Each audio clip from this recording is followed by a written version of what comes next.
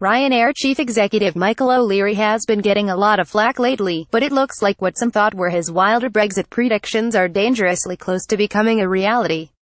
For much of this year, O'Leary has been warning that Brexit could force the UK out of the EU's Open Skies Aviation Treaty, shutting down flights between our nearest neighbour and much of the rest of Europe for a period.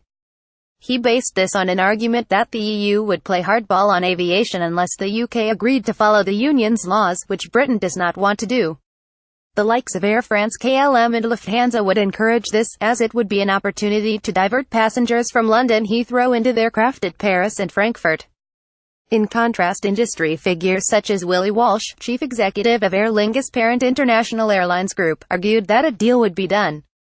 Qatar Airways chief executive and Heathrow board member Akbar El-Baker was also skeptical of O'Leary's thesis when he visited Dublin in July. Nevertheless, documents leaked last week show EU Brexit negotiators are taking a tough stance that would restrict UK airline operating rights unless Britain follows the bloc's laws and courts.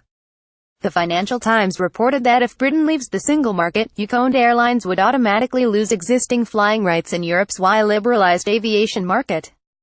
It is less colourfully put, but it is close enough to what O'Leary has been saying for months. Once again, this is something that never occurred to the Brexit debate protagonists ahead of the UK's vote to leave the EU. And it has ramifications for Ireland.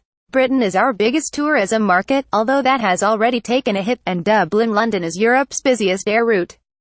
Even a few weeks without flights would be hugely disruptive and costly for the Irish economy.